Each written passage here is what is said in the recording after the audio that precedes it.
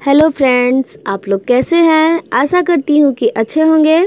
तो हम पर्यावरण की प्रैक्टिस सेट को कर रहे थे, तो चलिए उसके प्रैक्टिस सेट को हम करेंगे। फ्रेंड्स, अगर आप हमारे चैनल पर नए हैं तो चैनल को सब्सक्राइब कर लें, बेल आइकन को दबा लें ताकि हमारे सारे वीडियोस आपको मिले।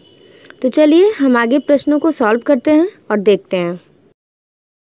आज का हमारा पहला क्वेश्चन है, किस सिंचाई प्रणाली में सर्वाधिक जल संरक्षण होता है? चढ़स, ट्यूबवेल, बूंद सिंचाई, फव्वारा।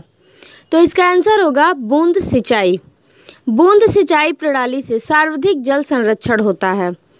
ड्रिप इरिगेशन सिंचाई की एक विशेष विधि है। इस विधि में पानी और खाद की बचत होती है। इसे टपक सिंचाई या बूंद बूंद सिंचाई भी कहते हैं। इससे पानी का अपव्यय नहीं होता है और पौधों में जल की मात्रा पर्याप्त मिल जाती है। अच्छे से एक एक पौधों को पानी मिल जाता है इससे, और पानी की बचत भी हो जाती है। तो चलिए नेक्स्ट क्वेश्चन है, निम्नलिखित पौधों में से कौन सा वृक्ष का उदाहरण नहीं है? बरगद, गुलाब, मेहंदी, तुलसी। तो इसका आंसर होगा बरगद।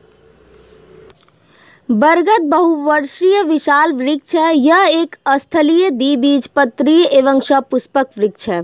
सपुष्पक का मतलब होता है जिसमें बीज फल के अंदर ढकी हुई अवस्था में होते हैं। इसका छोटा फल और गोलाकार होता है और वो लाल होता है। इसकी पत्ती, शाखाओं एवं कलियों के तोड़ने से दूध जैसा निकलता है जिसे लैक्टस अम्ल कहा जाता है। ठीक है, आगे हम देखते हैं इसमें। और बरगद भारत का राष्ट्रीय वृक्ष है। बरगद का पेड़ अपनी हमेशा फैलते रहने वाली शाखाओं के कारण अमरता का प्रतीक है। भारत की एकता इस पेड़ के विशाल और गहरी जड़ों से प्रतिबिंबित होती है। मतलब कि जैसे उसकी गहरी जड़ें हैं और जकड़ी हुई हैं, जकड़ी हुई मतलब पकड़ में है, तो उसी तरह भारत भी है हमारा। इस पेड़ को कल्प वृक्ष भी कहा जाता है, जिसका अर्थ होता है इच्छाएं पूरी करने वाला वृक्ष कहलाता है। गुलाब, मेहंदी, तुलसी ये सब वृक्ष नहीं, ये सब पौधों के उदाहरण हैं।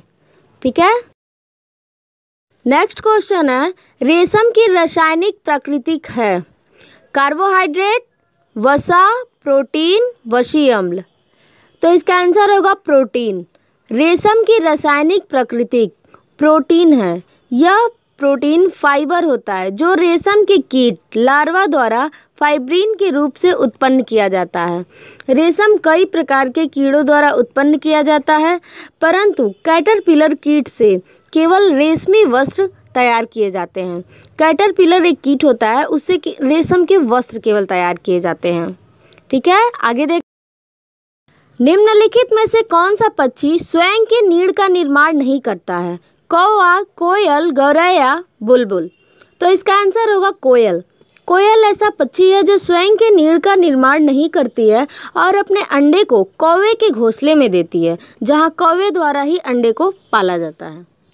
ठीक है, कौवा वो समझ ही नहीं पाता है कि किसका अंडा है, तो वो कोयल के अंडे को भी पालता है। नेक्स्ट क्वेश्चन है हमारा, पृथ्वी पर ऊर्जा का चरम स्रोत है? तो पवन है, सूर्य, पौधे, जानवर। तो इसका आंसर होगा सूर्य।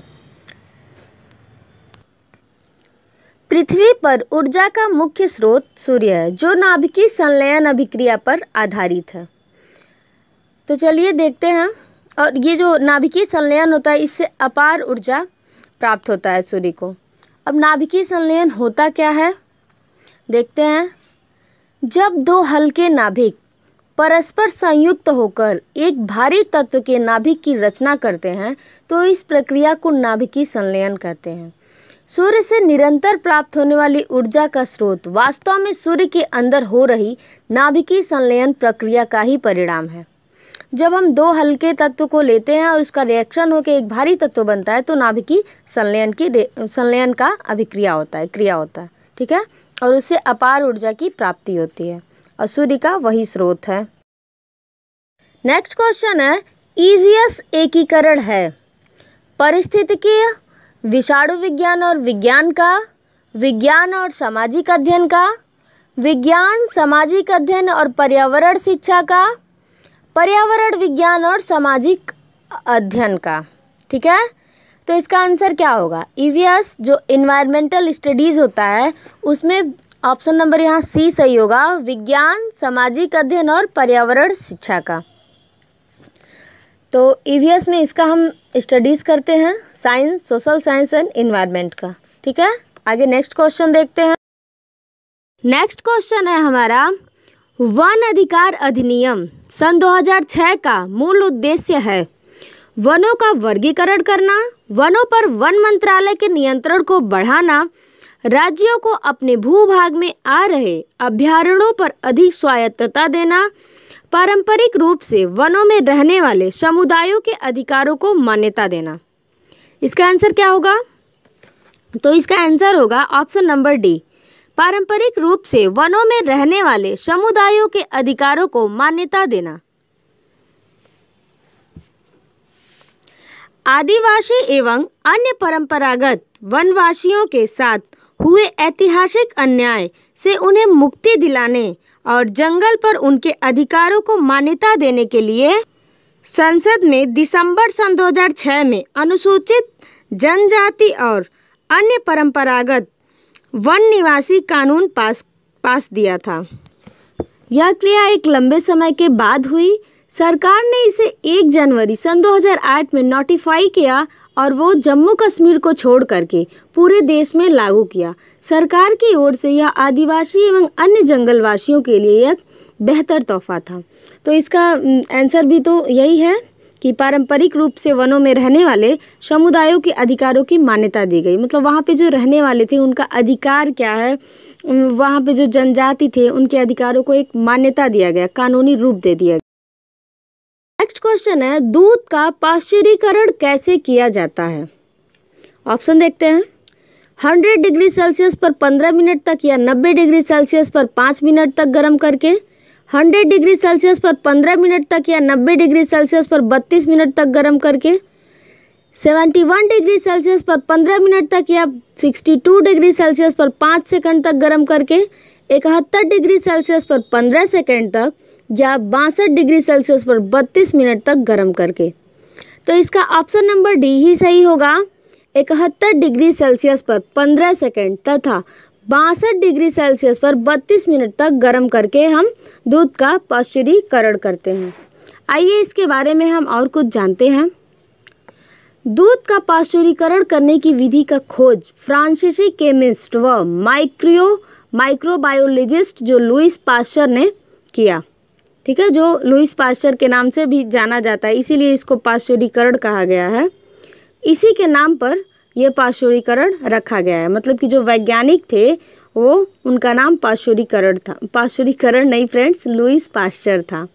तो उसी विधि को पाश्चुरीकरण कहा गया। तो आगे देखते हैं, अब पाश्चुरीकरण होता क्या है।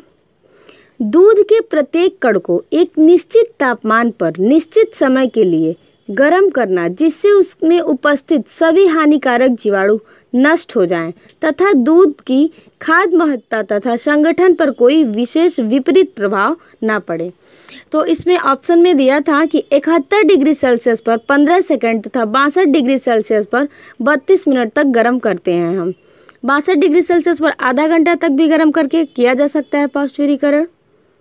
दूध की शुद्धता को हम लैक्टोमीटर से नापते हैं।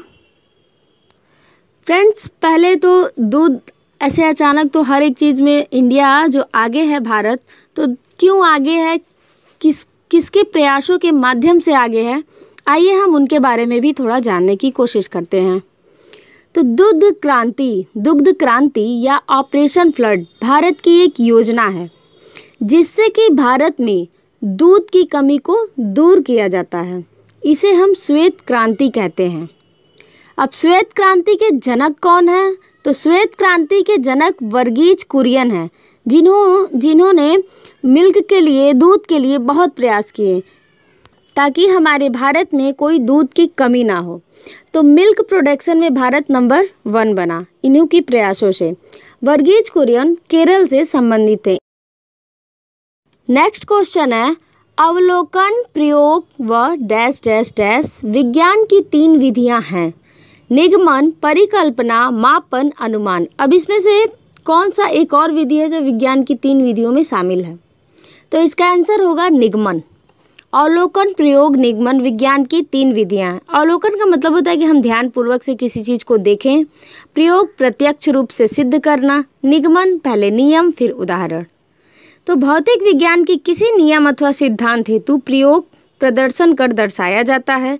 छात्र अवलोकन करते हैं, प्रयोग भी करते हैं तथा परिणाम स्वरूप उसका निष्कर्ष निकालते हैं, और इस तरह से प्राप्त जो ज्ञान होता है वो अस्थायित्व होता है, वो अस्थायी ज्ञान होता है, बच्चों के दिमाग में बैठ जाता है। और ज़्यादातर हमको इस पर जोर देना चाहिए कि बच्चों को प्रयोग करके उनको शिक्षा दें, प्रत्यक्ष रूप से दिखा कर शिक्षा दें। इस समय की शिक्षा उसी पर आधारित भी है कि बच्चों को जहाँ तक प्रत्यक्ष रूप से शिक्षा दी जाए तो उससे ज्ञान में अस्थायित्व होता है और बच्चे आसानी से सीख भी जाते हैं।